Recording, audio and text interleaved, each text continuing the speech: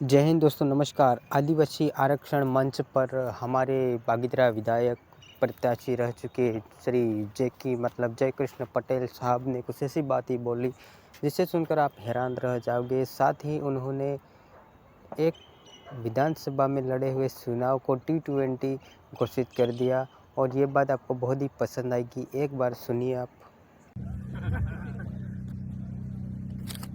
जय जोहार का नारा है।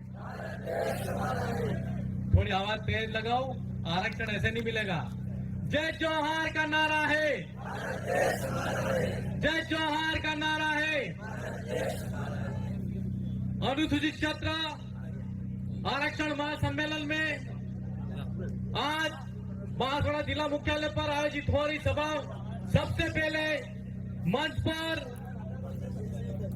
हमारे समाज के वीर योद्धा जिन्होंने आज सामाजिक क्रांति के माध्यम से देश को आजाद कराने में अहम भूमिका निभाई, उनको शत शत नमन करता हूं। और गांव गांव डाणी डाणी से आने वाले मेरे युवा साथी आप सबको और डूंगरपुर के आने वाले मेरे युवा भाइयों, श्रीमान राजकुमार जी रोड, हमारे सांसद के प्रत्याशी, आप सभी को मेरा क्रांतिकारी जोहार।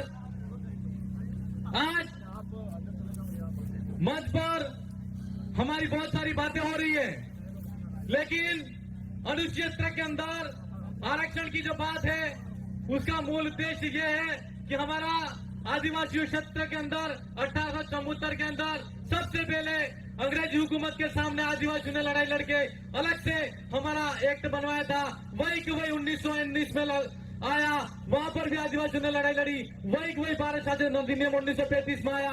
इसके बाद हमारे देश के अंदर जब संविधान बना तो 1950 के अंदर 5वीं अनुसूची और अनुक्षेत्र को शामिल तो किया गया, लेकिन अनुसूचित क्षेत्र में आदिवासियों के ऊपर 5वीं अनुसूची जो पूर्ण रूप से धरातल पे लागू होनी चाहिए थी वो नहीं हुई।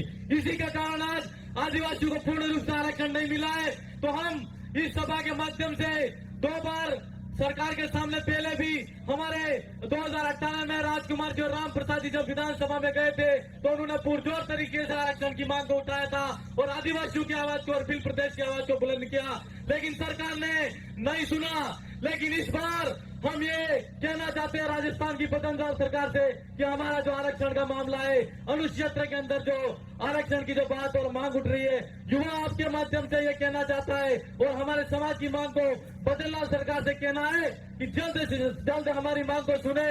अगर हमारी मांग को नहीं सुना गया तो यह निश्चित तौर पर समझ लेना कि आने वाले क्षेत्र के अंदर, आने वाले टाइम के अंदर बीजेपी के और कांग्रेस के यहाँ पर जो भी नेता है उनको हम जूतों की माला बनाएंगे और जूते मारेंगे। आज एक बात और कहना चाहते हैं कि इतने कम समय के अंदर आप सबने देखा कि हमारा बागीदरा विधानसभा के अंदर 2020 मैच हुआ था, लेकिन 2020 मैच के अंदर यह पता नहीं था कि मैच ड्रॉ हो जाएगा और फिर से होगा। इस बार मैच फिर से होने वाला है। तो आप सबने देखा कि समय के साथ में एक ही आदमी था जिसका मतलब मोदी से प्रभावित हुआ यूं कहते हैं, पर हमको ऐसा लगता है कि आप मोदी से प्रभावित नहीं हुए थे, ईडी से प्रताड़ित हुए थे और इसीलिए आप बीजेपी के अंदर ज्वाइन करने की मजबूरी हो गई। तो हम, और दूसरी बात, ईडी से तो डरे हुए थे ही सही, लेकिन साथ साथ ईडी से भी डरे हुए थे। तो दोनों डर से